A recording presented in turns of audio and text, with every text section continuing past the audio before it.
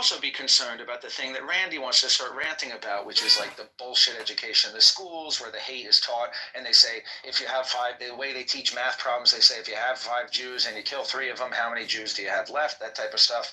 And so if we're concerned about psychiatry, let me ask my question. So let me restate my point, which is if we're concerned about psychiatry affecting the kids of Gaza, we should also be concerned about other things in the educational and cultural systems that might be corrupting the kids. And when speaking about this specific kid, this young girl, I kind of want to respond in 2 ways. The first thing I want to say about her is, look, I don't know if have you read Lord of the Flies? I was going to say we've all read Lord of the Flies, but have you read that, Laura? No. Do you know the story of Lord of the Flies? Do you know that book? No. Basically, some kids get shipwrecked on an island and they create a society with no adults, but they end up kind of hurting each other. Anyway, I don't want to ruin it, but they kind of rip each other to shreds. And then Lord of the Flies is always like kids left alone are going to rip each other to shreds. When people say, oh, it's like Lord of the Flies in there, it's like a bunch of unsupervised children just tearing each other apart. And so a 5-year-old girl who sees her uncle murdered might respond with revenge, but hopefully, our job as adults is to coach children. Yes, in situations of injustice, you might coach your children, hey, you got to grow up to be a resistance fighter like me to fight against the occupation.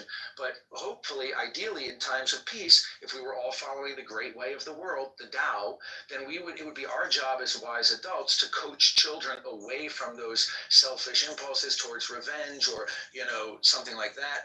And my question is so even if she feels revenge, she's only 5, we should teach her by the time she's 10 that killing somebody is not a good justification just because her uncle was killed. I agree 100%. And my question about the little girl, which I'll end with this, I ask in the most respectful way and a non-judgmental way, but I do wonder why her uncle was killed, because if he was killed for doing some terrorist shit, then maybe somebody could tell this little girl, listen, your uncle was a great man, he was a good uncle, but he did some really harmful, illegal shit.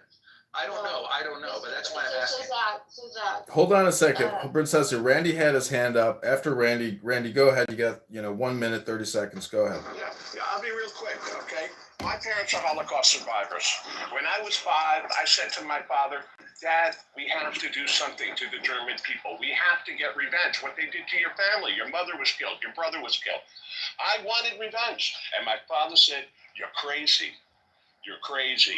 Don't do that. Don't think like that. Living well is the best revenge. And today, I don't walk around and say I hate Germans. Germans must die. I don't walk around because my parents gave me a proper foundation. These poor kids in Gaza, they're encouraged. Oh, you hate Jews? Fantastic. We have a whole program for you.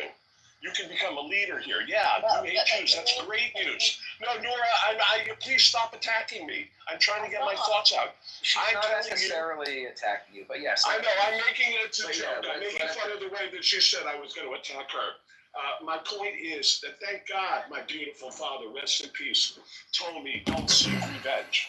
Thank God my parents didn't fan the flames of hatred. Thank God they worked hard, created a great life for me in America, leaving behind houses, unimaginable wealth in Poland and Europe.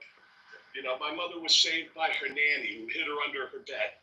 Yes, they had wealth, but they don't sit around talking about it 80 years later. Their beautiful houses in Poland. They've moved on, and this is the beauty, the gift that my parents gave me. Thank you.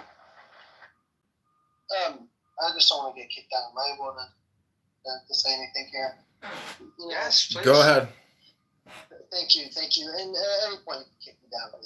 I got disrupted the conversation. But what I wanted to say to Randy is, number one, he's made a few points that just are inaccurate, which is that, number one, right, he said, well, good thing the Holocaust survivors don't, talk about and try to,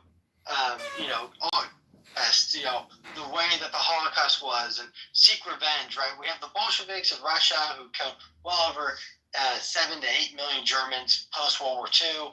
You have Germans still being in prison to this day. A 98-year-old woman just last year was imprisoned for her involvement in the Holocaust.